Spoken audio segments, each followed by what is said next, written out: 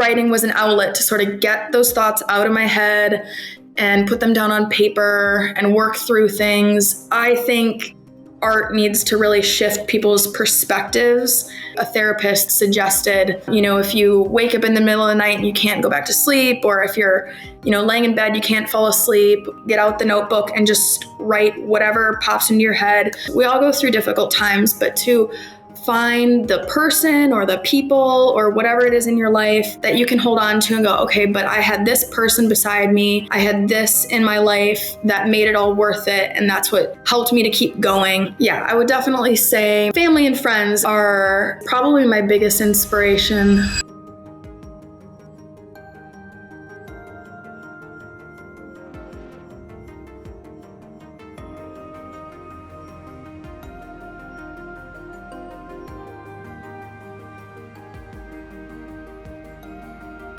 Welcome to Compassiviste Dialogues. I'm your host, Ali Horiat. My goal in this program is to educate our audience about various global issues and how we can help.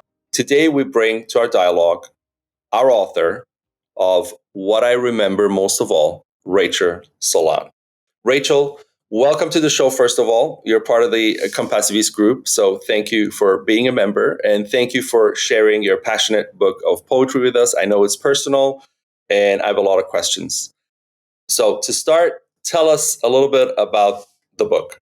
Yeah, so, well, I'm a writer, I'm a screenwriter, so I'm always writing. And for years, I sort of have been piecing together some poems just for fun, just some ideas that pop in my head. And during COVID, this was kind of a COVID project, really. During COVID, I sort of sat down and really worked on them and revised them and polished them. And I was always afraid of sharing my poetry because it felt very personal. And it also felt like, I am a writer, but I'm not known for writing poetry, and it's, a different sort of thing. And so it was very scary to think about actually sharing this with the world and with my family.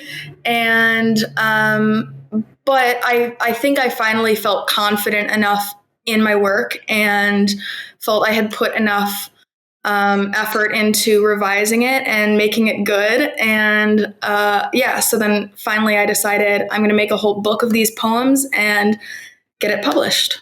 Okay. And why do you think that you wanted to share it with the world? What was the message that you feel inspires you to share it? Yeah, well, I think kind of two different things. One thing being, I think I wanted, it's sort of like dedicated to my family, really, like unofficially.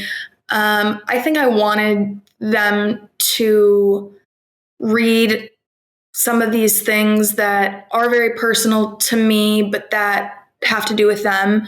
A lot of the poems kind of talk about different family members.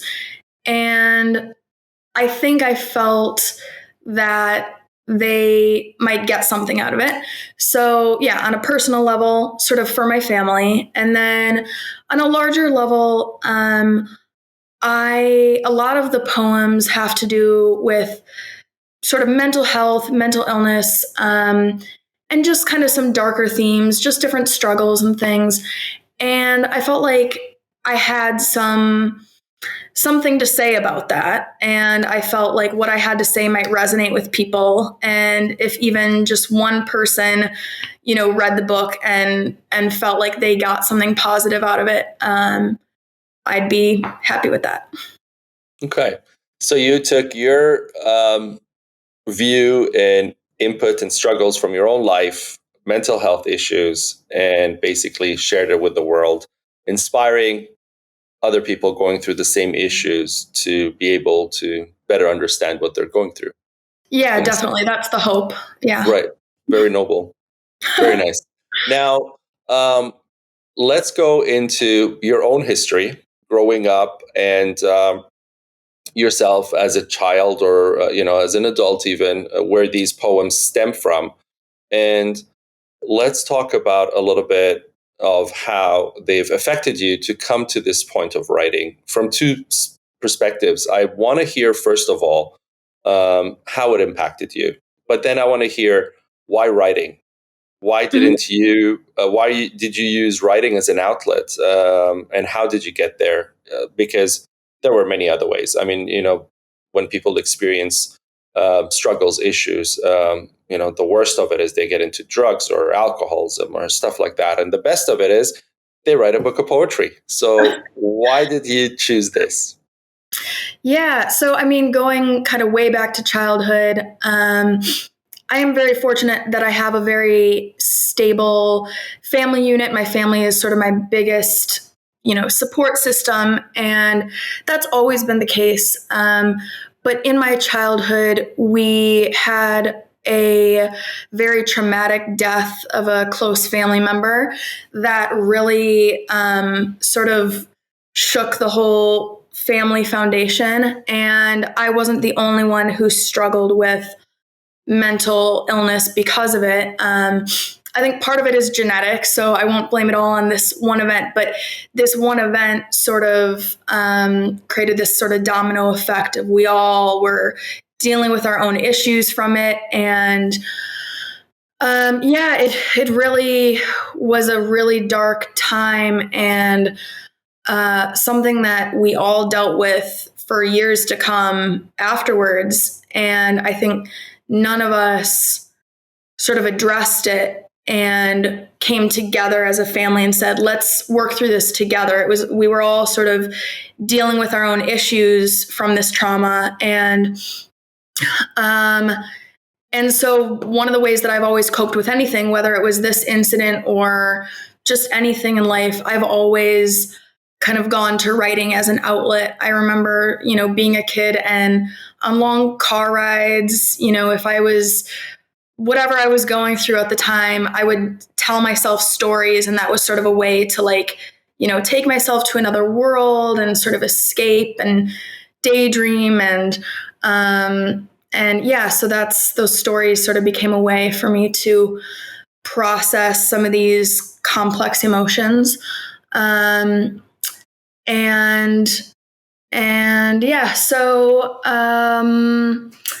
Now I have to think. You asked a few different questions, so I did.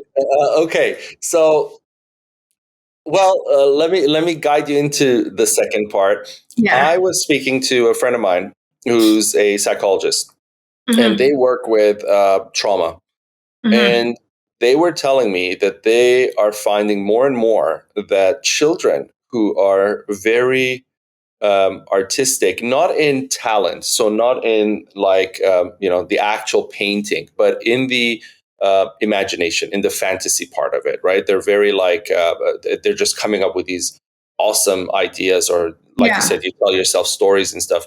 It's a way for them to deal with issues that are overwhelming. So when you find somebody or a child who has absolutely no creativity, they're just monotone through life, it's generally because there's nothing that they are really digging into a depth of anything, right? So the fact that there is trauma, in a way, guides this escape to this other world, to this kind of parallel space where they feel safe and they feel there's another story going on and they want to get into. So in a way, the things you have dealt with have driven you maybe to become more creative and delve into your work from a much earlier stage in your life.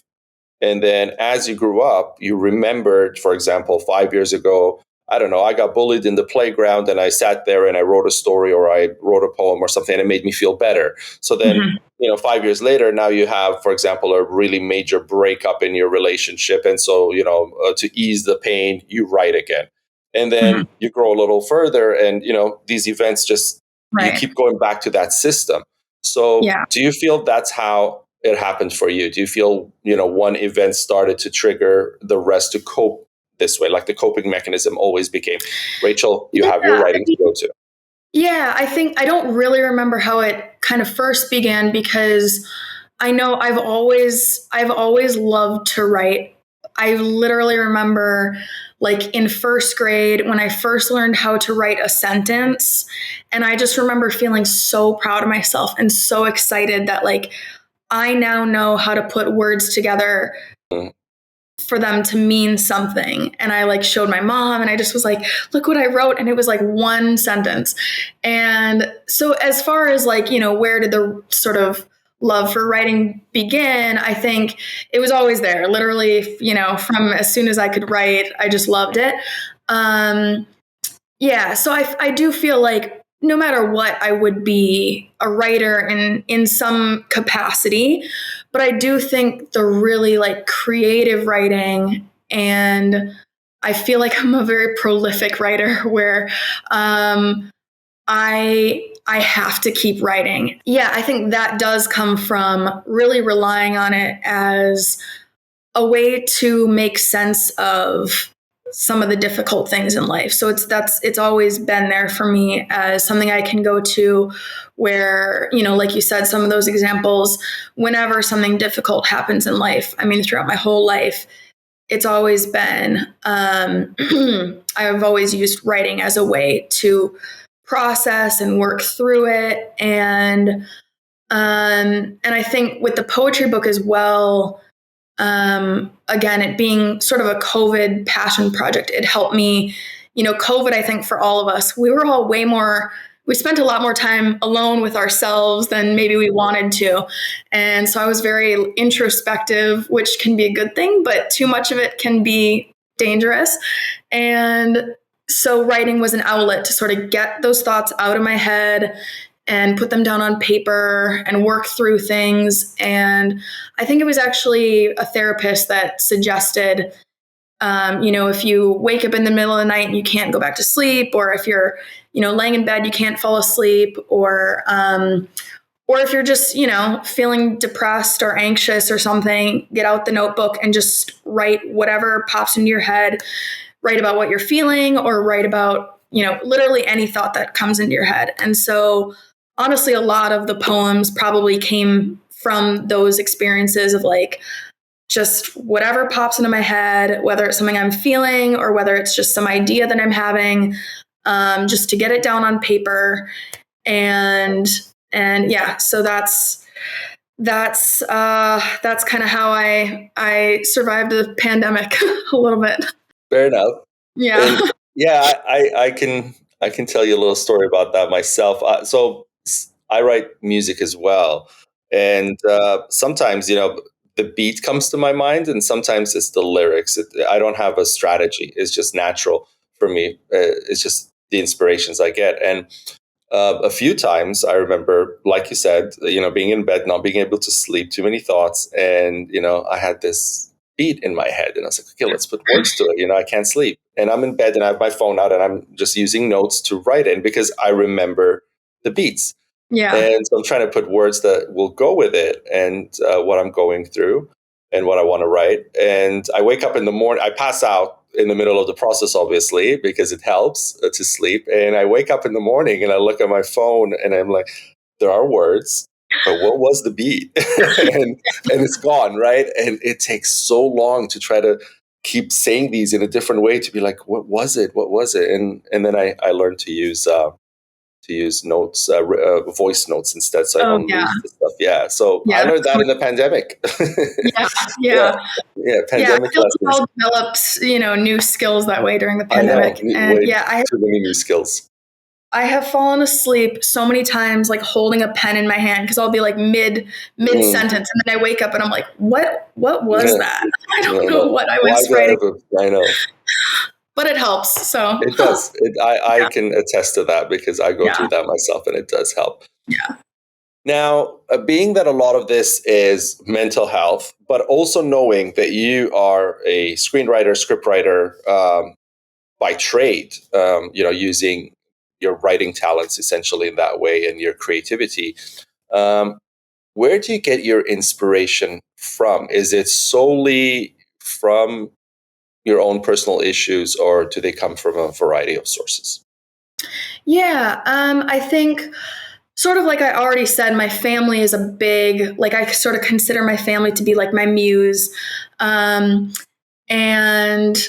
so I would say primarily from my family. And specifically, I dwell on different memories with my family, which is sort of where the title of the book came from, what I remember most of all.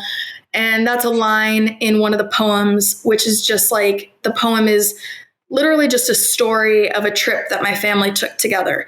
And, but that poem specifically is about, we've taken so many trips together, and I feel like every trip there's some struggle that we all have to face together. And we're always stronger as a unit because we go through it together. And I think that's what's made us so strong as a family. And so the poem is about, just how miserable this day was. There's a blizzard and we're all freezing and we're all miserable, and we've been driving for hours, and like the car is frozen shut, and just chaos, but that it's actually such a happy memory. My family and we were reminiscing about this, which is why I wrote the poem after talking to my family about it. We were just kind of reminiscing, but we were reminiscing with really fond memories of the situation, even though it was just this like miserable situation. But we were kind of looking back on it like, yeah, but we were all together. This was my siblings and my parents and me, sort of like the core five of us. And it was something we survived together, and we lived to tell the tale and came out stronger for it. And so I think that's a major theme throughout the book. And that's where I get a lot of inspiration is, we all face challenges. We all go through really dark times, whether it's mental illness or, a loss of a job or whatever the situation is. We all go through difficult times, but to find the person or the people or whatever it is in your life that you can hold on to and go, okay, but I had this person beside me. I had this in my life that made it all worth it. And that's what helped me to keep going. So yeah, I would definitely say my family is probably my biggest inspiration. Family and friends as well. I have a lot of friends who I would consider to be like family. So that's kind of grouped in that way as well. Yeah. Okay. So inspiration comes from your personal life and definitely. your experiences. Definitely there. Okay. And now with readers, I read your book. What are you hoping happens in my life when I read your book? Yeah. Well, like I said before, it has taken me a while to feel confident in my writing.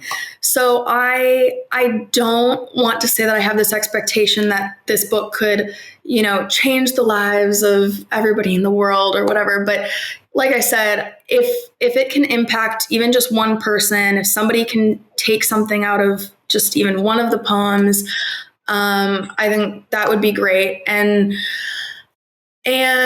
my overall sort of message when writing these poems, and like I said, I write a lot about my own journey with mental illness and sort of how it's impacted my family and all of that. But what I don't ever want to do is to make that kind of writing depressing. Like I can write about depression and anxiety without it being depressing.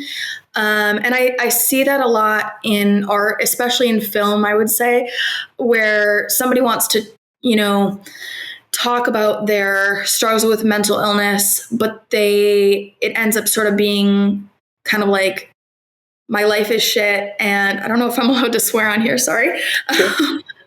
But, my life, it's just painful and dark, and that's it. And that's this burden I'm bearing, and it's miserable, and that's it. And I think art needs to really shift people's perspectives. We know that depression and anxiety is a thing that, millions of people deal with. But how can we take that and go, okay, I'm there with you. I've been there. I'm not saying, oh, just focus on the positives. Oh, just, la-di-da-di-da, just get over it. Oh, you'll feel better. Like, I understand the reality of it.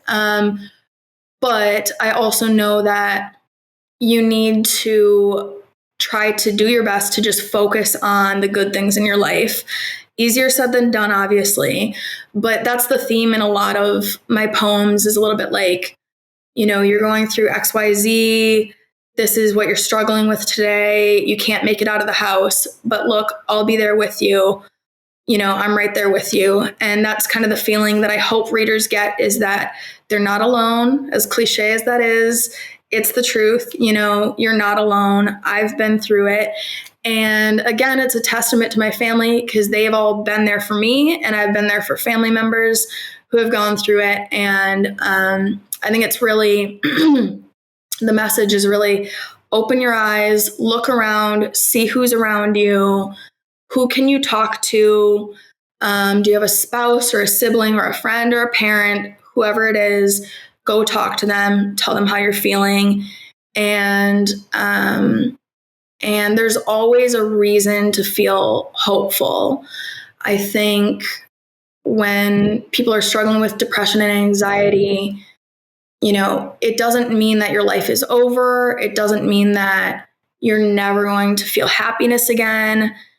And those are the things that I have felt. I have felt like my life is over. I can't imagine ever feeling happiness again. And that feeling sucks. And I just, really want readers to know that those feelings don't last, and that there's always a way to get past that. So, yeah, that's my hope. Okay, that's nice, because you are right.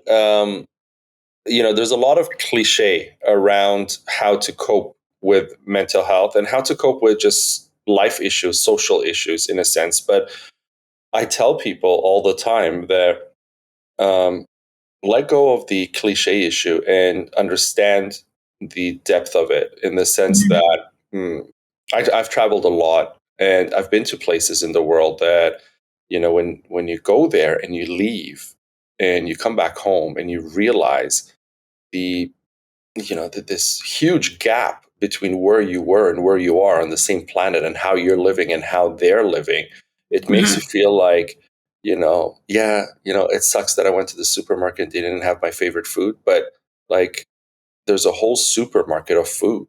I was in a place where people didn't know where their next meal comes from, just by nature. So it's a huge, you can't get upset about that kind of thing. Now, that's minor, but you take this to any larger level, and a lot of our social issues, a lot of our discontent with life is basically through there. Barring the psychiatric issues, and barring chronic depression and things like that, a lot of the lighter stuff that we create for ourselves, essentially, are based in places that we should just be grateful for, instead of being depressed about.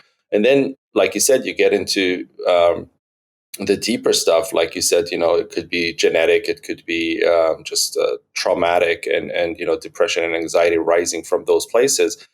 We still have to try to cope with them. We still have to try to find a way through, because quitting is just, it should never be an option. I've been there as well, not myself, but I've been there with friends who I've spent years with, and seeing them quit on life, you don't know what to do. So it's a very difficult thing, but it's inspiring, and I like that you're making the light out of depression, instead of trying to explain people, oh, I know how you feel, because I feel that way too, and I want to just stay in bed and pull the blankets over myself, and we should just do that. A lot of people do that. Right. They say that. They say, I know how you feel. I feel this way too, and I'm staying in bed and I'm not coming out, and you should do that too. And that just like supports the problem, right? It just makes the problem worse. And you're not there helping. But when you come around and say, no, get out of bed and let's try to do this together, that really helps people and brings that somewhere. Yeah, definitely. Now, and kind of what you said about, there are bigger issues in the world. Obviously, when you're dealing with depression and anxiety, those things don't matter. It's like, I can't be bothered about those bigger issues in the world. But what's helped me, and what I hope can help other people, is to actually share your talents, or help people, I guess is what I'm trying to say. And that can help you. And that's something that's always like when I first moved to LA, I remember feeling so isolated, even though at the time this is a whole story. I lived in a house of 25 people. So I had people around me. I had friends. I always had stuff going Wait, stop. You lived in a house with Yeah. 25 people. We're going to talk about that first. Yeah. Oh my gosh. How did that happen? It's wild. So I think technically it was illegal, which now the place has been shut down. So that's the whole thing. But basically it was this company that had all these houses that they converted into almost like hostels, but you would pay like kind of like rent, like a normal rent, month to month or whatever. And yeah, so I shared a room with 5 other girls in a like 4-bedroom house. And so each bedroom had like, I slept in like a coffin, basically. It was like a tall coffin is where my bed was. It was bizarre. Yeah, it was an artist housing situation. So we were all actors, writers, musicians, painters, whatever. Yeah, that was when I first moved to LA, and that's actually where I met my husband. So Okay, it was, so see that, yeah, there you go. See, out of it. So that's good. Positive from everything. Exactly. So, but yeah, it was, and I met some great people there. Like some of my, best friends in LA came from that situation. But at the same time, I felt like, what am I doing here? I had my work and I had friends, but I didn't feel like I had sort of a purpose. And I think that can really affect our mental health more than anything, is like feeling like you don't have a purpose. Like everybody needs a reason to be on this planet and to live their life. Like, what are we living our lives for? And my mom, I was chatting with my mom one day, and she reminded me how I always, when I lived in Minnesota, that's where I was born and raised, I always worked in childcare, and that's always something that's been like of interest to me. And she suggested, find a way, whether it's volunteering or whatever, like see if you can help. I've always had an interest as well in like the foster care system. And so that's like a whole other story, but find a way to help and kind of give back. And if, maybe there's something to do with childcare or something like that. So, anyway, I eventually, that's another kind of whole long story, but I eventually, found a way to give back. And that was really important to me. Another thing that I did was I created like little care packages for homeless people, because that was another thing that when I first moved to LA was a huge shock to me, really affected me. And made me realize like what a privileged life I had led up to that point. And then you go to LA and you see hundreds and hundreds and hundreds of people. Like it's, and so it was a small thing. Like I'm sure I didn't make even a small dent in the issue at all. But if I brightened like a few people's days or, gave somebody some food or something, like it was something that I could do. So I think that's something that I hope people remember as well, is that, the world is bigger than just you. And one of the best ways that I have found to combat mental illness is to remind myself of that and to see how can I give back to the community and be a part of the world and feel like I'm making a positive impact on the world. So, yeah. And really that's, when I started Compassiviste, it was with that thought in mind that there are so many people like yourself around the world, so many who are trying individually to do their bit, because it just, and when I speak with them, just, you said it yourself here, you said it, brings you out of that mental state that you don't want to be in, right? It helps you come out of that. It helps you grow out of that. So you go out there, you help people, you contribute in some way, you find purpose in some way beyond struggling, which is not a purpose. And, you say, okay, there's some positivity, there's light there, and it's beautiful. But then I think to myself, you do that for a bit, and then that becomes depressing in itself, because we notice by ourselves we are feeding one homeless person, but then there's 50,000 standing in front of us and there's nothing we can do about it. And then that grows into a depression of its own, because what can I do, right? So then I thought, hey, what about a network? What about Compassiviste as a network? Because as a network, here's Rachel, here's Ali, here's so-and-so, and everybody else who is trying to do the same thing. And now all of a sudden, a million of us can help a few million of them. And that creates movement. Yeah. And so at that point, I figured neither myself nor you have to say statements like, if only I can help one person, I'm happy, because actually we don't get happy. We get more miserable, because we say we're able to help one person, but if somehow I can, replicate this for the entire world, that's what brings the true joy, right? That's what makes social harmony. And that's what I'm looking for. Impact. Yeah. So we need to create that. So it wasn't anything genius or anything, novel or anything like that. It's really like the Facebook of compassion, if you think about it. It's just the network of bringing people together that believe in what you believe in. So when people ask me, tell me about Compassiviste, or what is it and stuff, I say, it's not like there are no rules. It's not Fight Club where you have to do certain things. It's just you either are or you aren't. You're either there or you're here, and you fall right into the definition. So everybody in that space becomes a poster child, because it's exactly that, right? It's what it is. And I want to touch on foster care, because you brought that up. Yeah. Tell me a little about why that means a lot to you.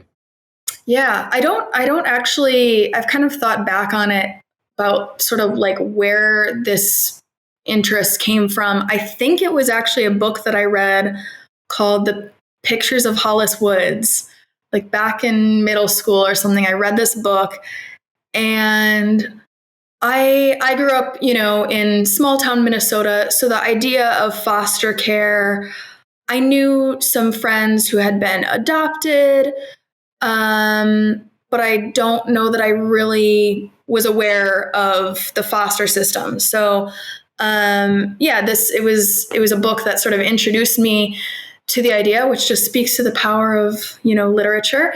And the story was just really impactful and made me think and made me want to do more research. And so I just honestly, it kind of sent me down a rabbit hole over the years, really, of just doing research. And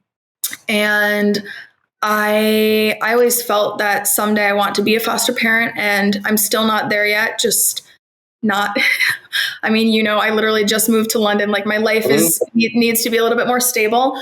But I would love to be able to, be that person for somebody, because, and I know the statistics more for America, obviously, than the UK or anywhere else. But I know that, thousands, hundreds of thousands of children are in the foster care system. And meanwhile, we have, people are doing adoption, which adoption can be beautiful, but there's also the for-profit adoption. And anyway, I won't get into the whole, I don't mean to there's a lot of things wrong with the system in general that I don't really need to get into, but there's all these children. But bottom line, it's employment, raising a child. Essentially, you're making money. You could work at a store selling shoes, or you could raise kids. That's how people are seeing it. Yeah, I understand exactly. That. Yeah. So there's a lot of things wrong with it. And welcome to capitalism. Yeah, exactly. Okay.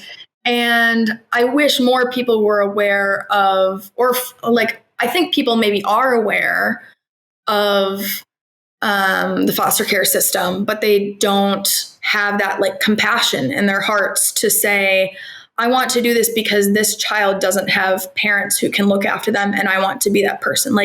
I wish we had more people like that in the world.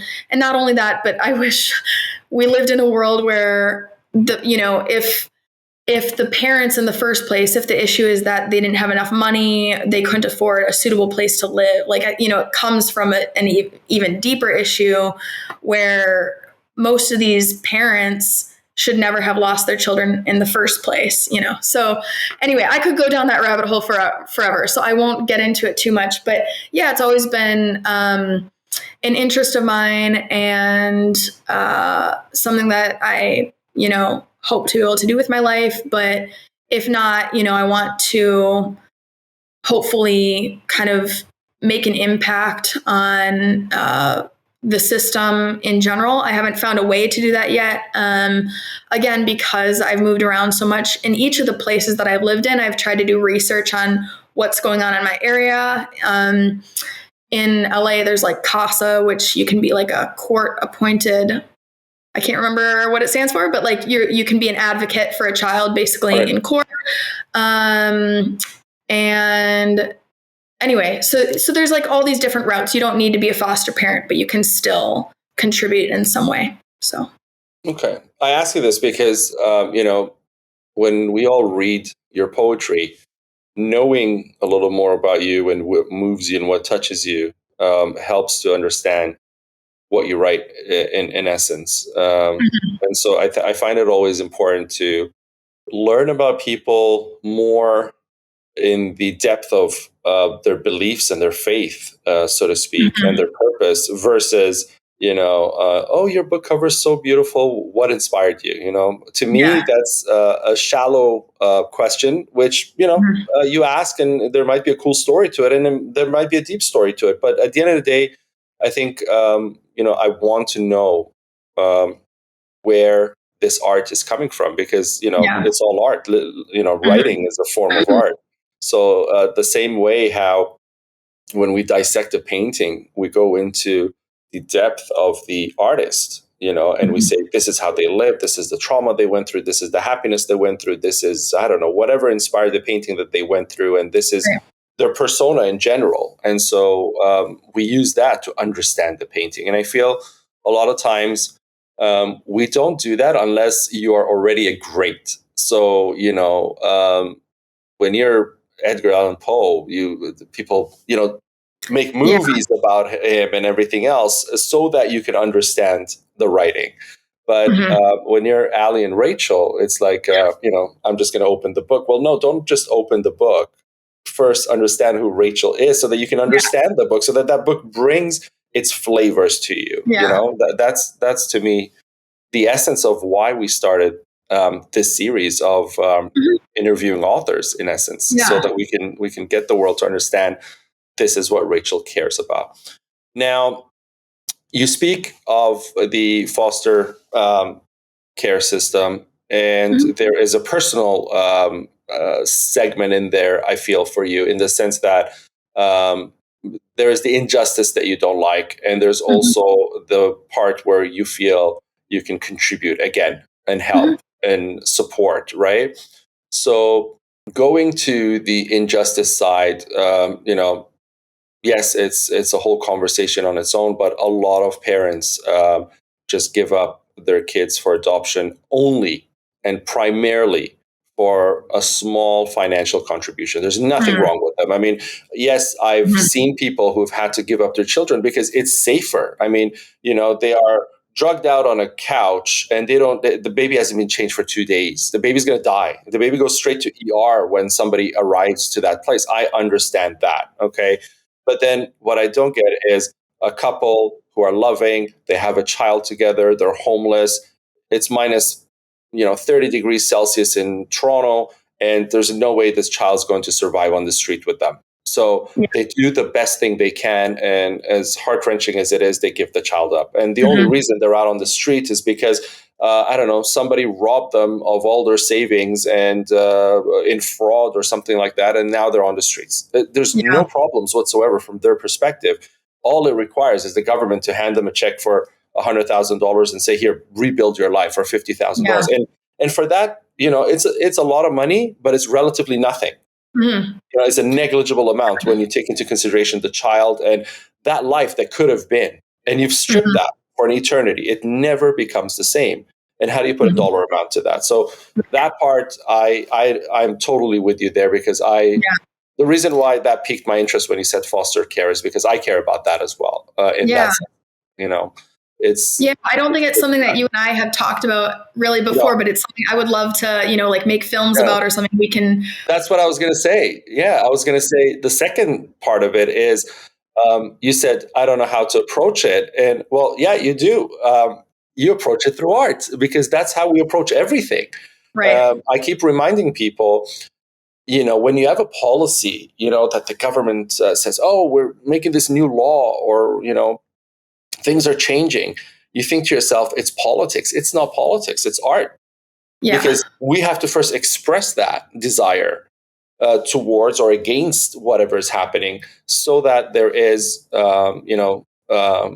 that law that's getting thought about. Mhm. The abortion issue in the US would not have been something to think about, or something that gets to the governmental level, if people were not concerned about it, if people were not thinking about it. Now, whichever way it goes, that's a different issue. But the point is, it starts through expression, and expression is art.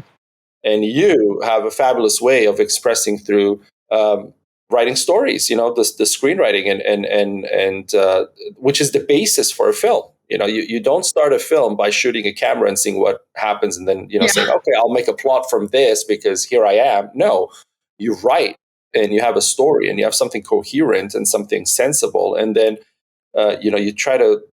I think the film part comes so much further in the art process, and it starts so much earlier. Kind of like raising a kid, and thinking, what are they going to do as an adult? Where from being born to becoming an adult is a whole segment that you need to cross with the child. So yeah, so I think that's what you should do. You should start getting into expressing this in that way, and I'm really bad with names, really, really bad with titles as well. But I remember I watched a film recently, and I wasn't even looking for it. I just watched it. I think it was on Netflix, but it was basically small town USA, and there was some guy living in a trailer, or an outhouse of a mom and a little baby boy, and the baby boy, the young boy, I think it was in elementary school, had gender issues where he wanted to wear dresses or things like that, and in that small town USA, it wasn't really a big thing, and he got bullied and stuff, and this guy stood up for the little baby, because he kind of little child, not baby, but I guess he felt like this child needed support in some way. Eventually he takes the child and runs away with the child. That was the ending of the movie, I remember. And that's kind of like, it touches so many veins. That started getting me thinking into so many things, like what's right for a child. Should the child just stay there and get bullied because the child has a mother who doesn't care, or is an alcoholic, or whatever? Or should the child be transferred over to the care of somebody who can care for the child and raise them in the best way possible, right? So all these issues rose, but they came about because of art. I don't remember the movie's name, but the impact of that film got me thinking of, and whoever made that film, bravo, because they got people thinking about questions that you really don't think about. Yeah. So I think that's where you start. Yeah. And I think another film similar is the Florida Project. Did you ever see that one? Yes.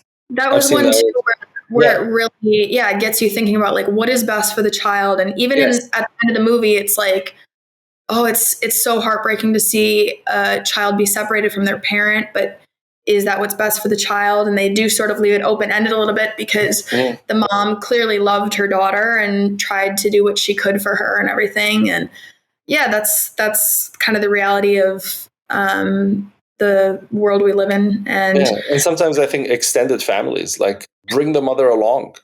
Yeah. Exactly to that film. I remember having that conversation. I said, why couldn't they just bring the mom along? It wasn't like the mom was like, abusing the child or anything. It was just a struggle. And, you bring the mother too. Yeah. Well, that's the thing with where foster parents get money from the state or wherever, depending on the country.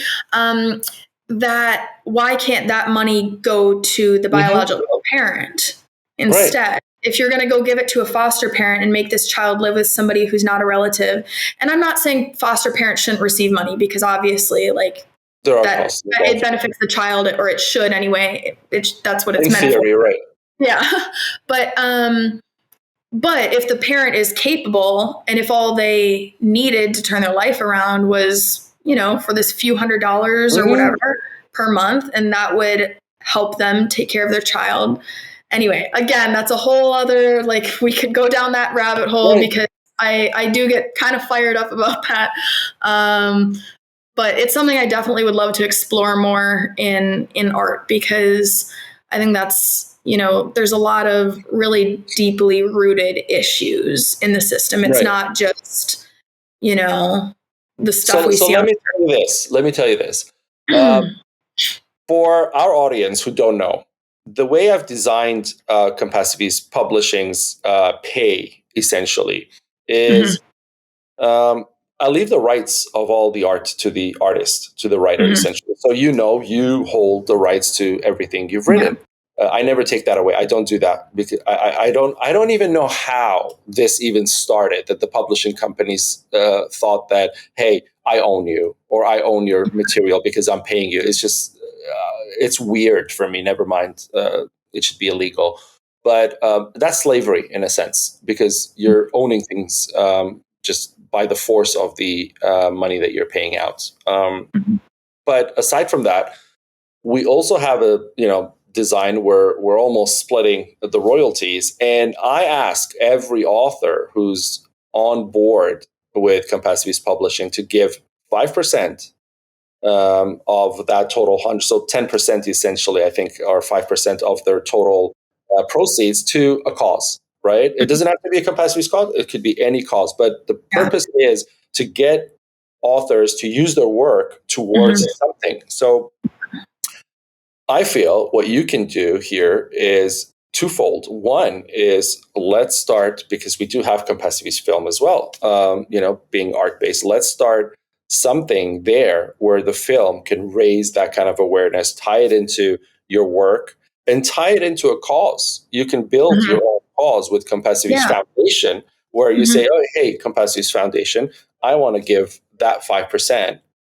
Because we give our whole part. We're a nonprofit, right? So Compassiviste Publishing, as everything else in Compassiviste, is nonprofit. So what we're going to do is we're going to say, okay, here's our 55% directly to Rachel's cause from her book, everything that she sells. And Rachel says, well, here's the 5% that I've agreed to contribute or more. I will contribute to the cause as well. And we're going to start a project, to kind of bring more awareness and understanding, and maybe start even something bigger with foster care, because that's something that I rarely see in terms of that kind of raising awareness. There's no big. There must be niche market in there, but there isn't something really big. So we can always start that, and that's again a testament to the Compassiviste octopus in the way that all its tentacles kind of lead in to supporting that momentum. So I'll say this here, I'll be 100% open to carrying your cause through the foundation, and also bringing the film to fruition through our film department, which you're a part of anyway. So it makes it easier, right? So you're across the board. Now you come to the foundation and you'll really be across the board. So let's do that. That would be great. That's what I said. That's basically what Compassiviste entirely is about, right? It's about taking your idea and giving it the momentum and the force that it needs to be able to change the world in that aspect, small or big. So I have one last question. Poetry in today's world. When I started writing poems, I did it with the technical aspect intact. So I wrote in terms of, oh, it's this style, or it's that way, or it's from this school of writing and stuff. And then I thought, no, I'm just, boxing myself Mhm. And it's exactly for me at least, and this is not going against people who do that, but for me, it's boxing my emotions as well, because I want to write in a different way this time, and I Yeah. can't because I want to be known to be a person who writes sonnets. Oh, I can't Mhm. write this way now. So I didn't want to do that. So then I just ripped it all apart and said, the hell with it. I'm writing what I feel like. So Yeah. now it's emotions on a page versus Yeah. styles on a page, or versus Right. some kind of architecture that I'm adhering to or abiding by, right? So, and then I look at history and I see the eras where poetry was such a powerful form of communication, and from the political scene all the way to the art scene, Yeah. stood in the main square and the poem came out and revolutions happened, right? So there was that kind of impact too. Where do you see poetry today, and where do you want it to go?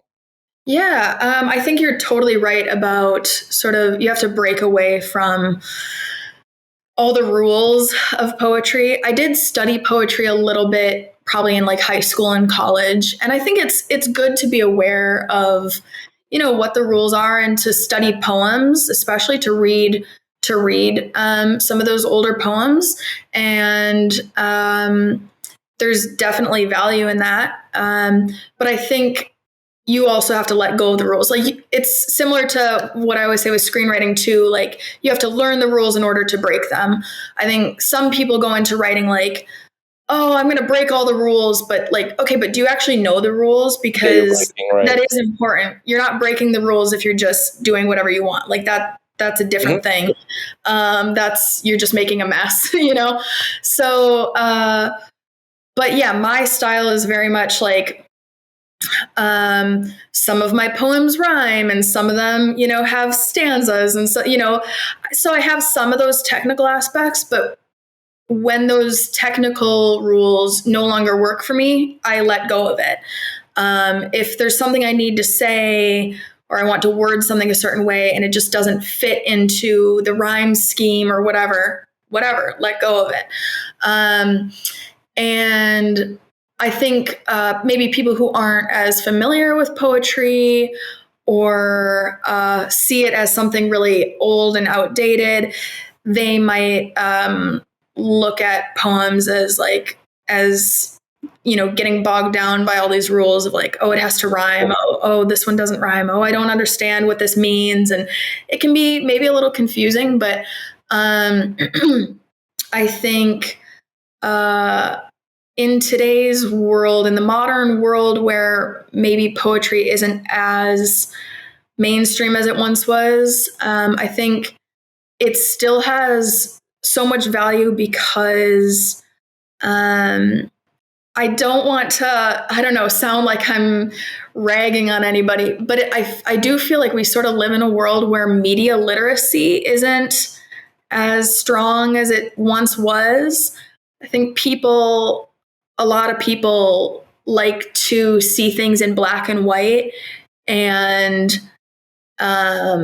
if somebody doesn't say exactly what they mean, then, oh, they're wrong. Oh, why did you phrase it that way? Whatever. Like, the use of metaphors and similes and that kind of thing is kind of lost on some people. And I think poetry kind of reminds us that, the world isn't black and white. It's lots of colors. We live in a very colorful world and there's lots of depth to everything. The world is more complex than what we see on the surface. And poetry helps us explore that and really get to some of these complex things that you can't convey by just speaking it or, writing it in a script where it's a line of dialogue. And yeah, so I think, again, poetry isn't my like primary sort of focus. And I've probably been one of those people in some ways where I get tired of poetry a little bit. I think, especially, maybe studying some of the older poems, and sometimes it can be just confusing. I try to make my poetry really accessible where it's still complex and I rely on metaphors and subtext and references that maybe not everybody will get, but I don't want that to, dissuade people from reading it and taking it in and getting something from it. And I think that's important to keep in mind with poetry, is that you don't need to understand all of it. It's okay if you read a poem and go, I don't know what you're talking about there. That's fine. Like, read it anyway. Maybe at the very least, you'll get a feeling from it. You don't need to understand what every line means. Or make your own understanding of it, right? Exactly. Yeah. I think there's so much value in that, definitely. And Even when you can't feel it, even when you can't feel it, right? You can still make the meaning you want. Yeah. And I think that's really something I kept in mind while writing my poems is I want people, I think I really wrote with the intention of, thinking, when somebody is reading this, somebody who doesn't know me, because so far a lot of people who have read this book have been family members. And so a lot of those kind of references or specific memories, because again, it relies a lot on memories. Like, obviously, the majority of the readership, who doesn't know me, they're not going to know what I'm talking about when I'm referencing some specific memory. But the point isn't for me to make you experience the same memory as me.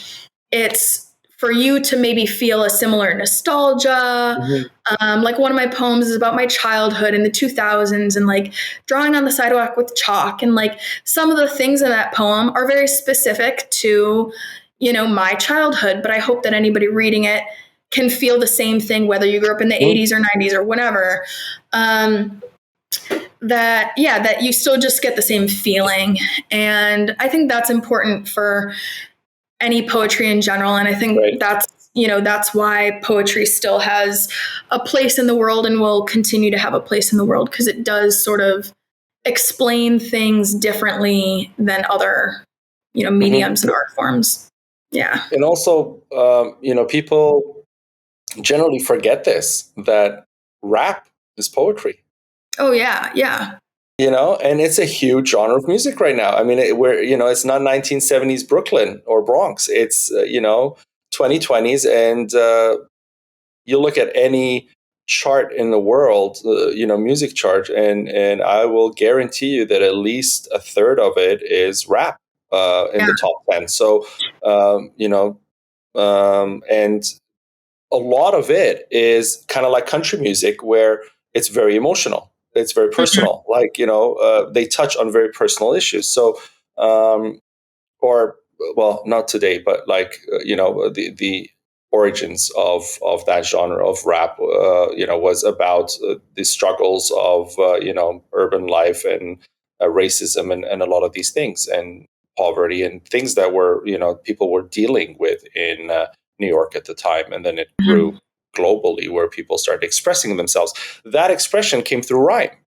And that rhyme got a beat attached to it. And all of a sudden it's, imagine if you could put Chopin and Shakespeare together and say, hey, talk about this love that you're talking about, but make it a little more musical. And let's put this romance together, and boom, we have a song, right?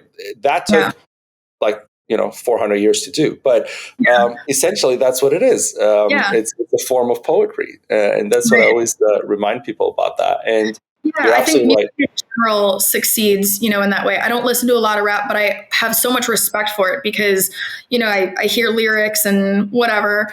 You read quotes of the lyrics or whatever online. It's like, wow, that's really like saying something, even if it's not, what I like to listen to. I totally respect that. One artist that I love is Noah Khan. He's kind of a big one who's gotten big recently.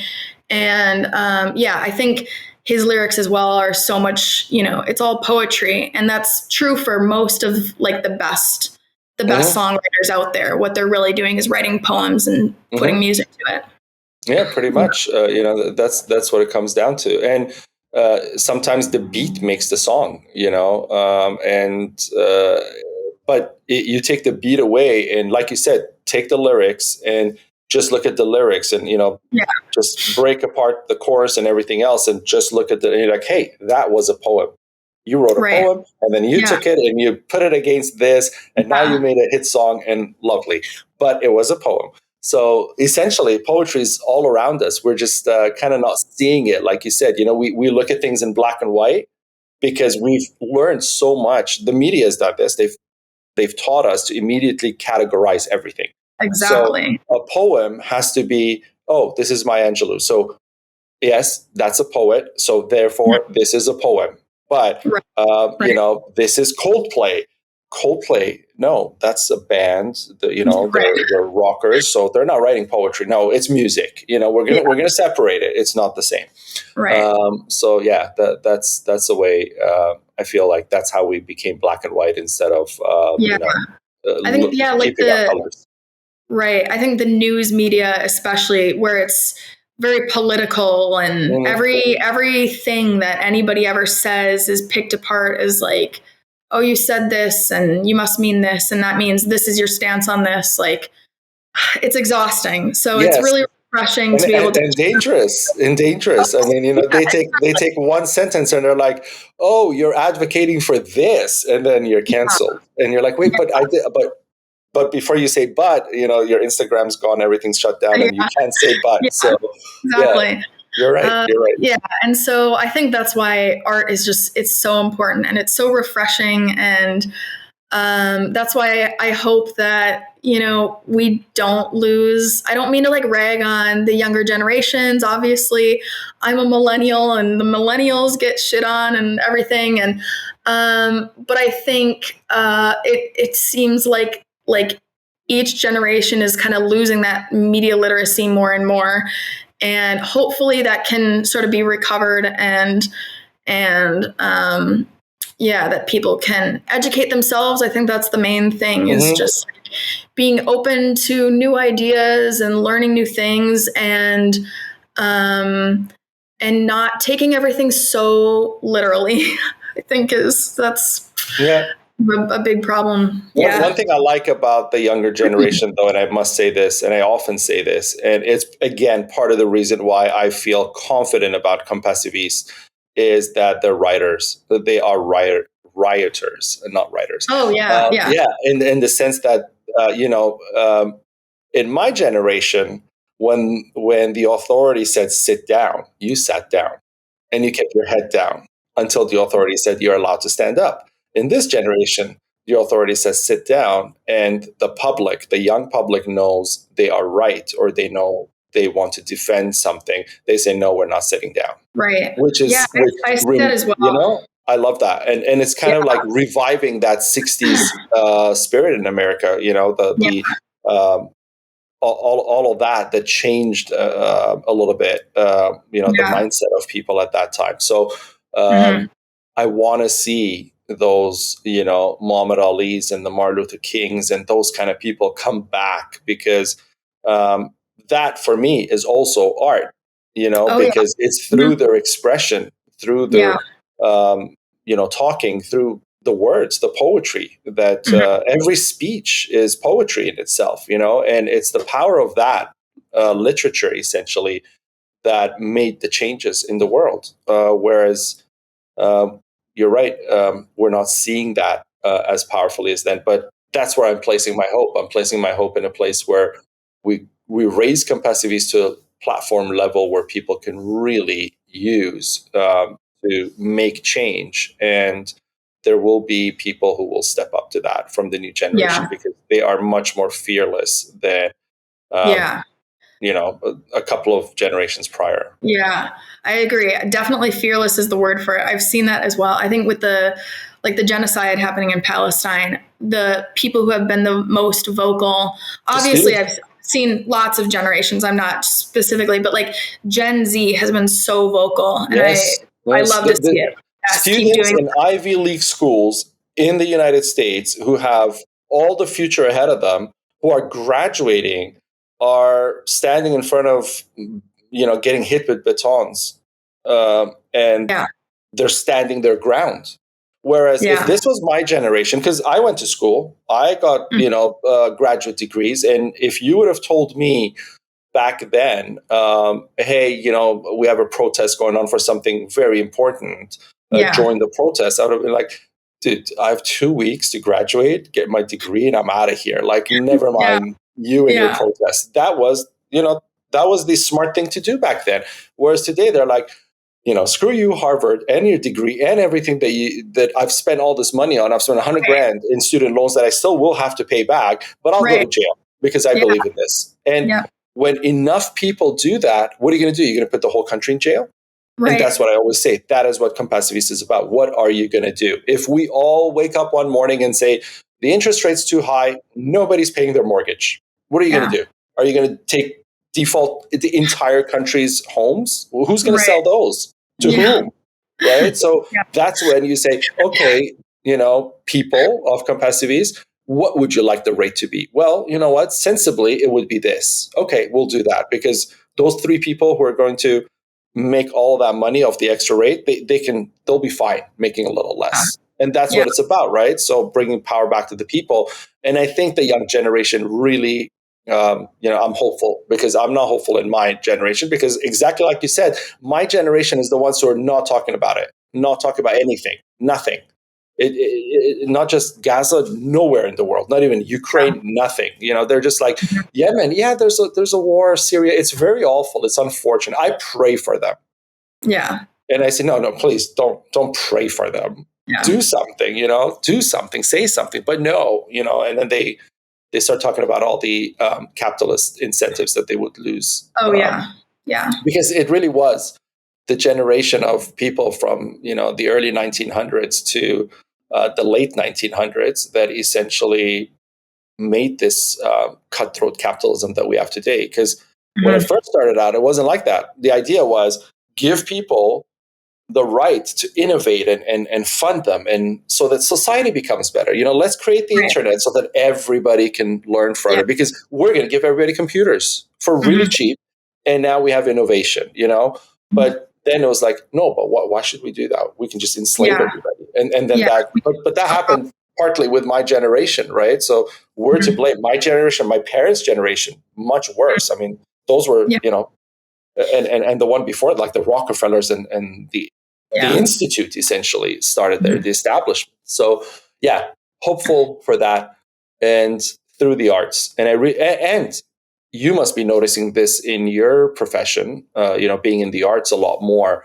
A lot of younger people are coming out a lot more creative and a lot less fearful of breaking the rules. Right. Again, you look at a lot of the films in, the 80s and 90s and early 2000s, and you see a lot of people doing the same thing and walking on eggshells, and then you get Quentin Tarantino comes around and you're like, whoa, right? And then, and then he also starts going, it changes from that artistic perspective to, again, falling into the capitalism route, and then everything changes about the filmmaking. So very few people come in with that whole new breath of fresh air that takes on a whole industry, right? And I feel like in the younger generation, though, when I look at art, from paintings to film and other things, music, I'm like, wow, that's really out there. Like, good job. Yeah. I think people are tired of kind of having to pretend like, we're all the same. We all fit into the same molds. Like, and I think people just want to be honest and to be able to connect with people. And it's impossible to do that if you're just playing by the rules and you're not saying how you really feel and what your real thoughts on things are. And I think that's where people become bystanders, where they just become like complacent, and they don't want to, I think they don't want to talk about it, but they don't even want to think about it, where like, oh, it's too hard to have to worry about these other people in the world or, whatever. But if we like, just think about it for a minute, have some compassion. I wish compassion was more just instinctual for some people. I'm always amazed at, if I meet somebody and kind of like slowly realize like, wow, you don't have compassion for these people who are suffering. And so I think it's so important for art to kind of talk about these things and go, no, this is actually really what I think about it. This is the reality of the situation. Or when it comes to like mental illness, like, no, I'm going through this too. This sucks. I've been through it. It's terrible, and to just kind of share those things with the world and to not sugarcoat things. I feel like that's kind of what film, was, I guess, any type of art form. Obviously there's always been sort of the rule breakers and the troublemakers and whatever. But yeah, I think we're getting more comfortable with kind of, coloring outside the lines and just being like, no, we need to talk about this. We need to be honest about this. Like, no more sugarcoating it. Can we just be real? Like, I think that's just what the world is just like asking for right now. Just be real with me, Right. So the activism, the reality and the compassion. So you put those together and you get. Yeah, exactly. Compassion and art are so closely tied.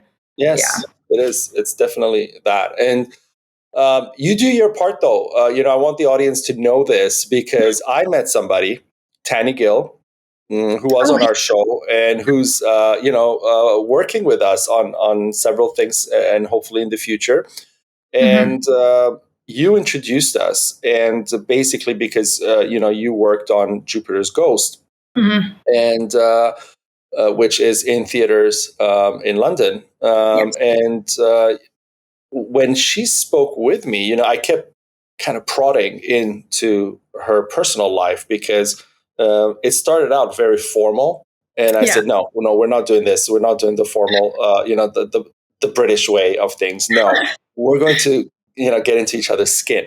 And so she opened up slowly, and essentially, it took her back to her childhood and to that comfort, in India, and where, you were more open, you were more able to communicate and share and all of that. And so so much came out of that. And when she came on the show, she opened up so much more about, mental health and disabilities and her personal disabilities and other things and how it's affected her life. And, it just tells you that you're right. People are looking, people are tired and they're looking for that honesty and they're looking for the activism and they're looking for more compassion in their lives and around their lives. And they want to be surrounded with that and they want to be able to do something about it. And it's just sad that we have this, financial dominance and hierarchy that enslaves us to the point that we aren't able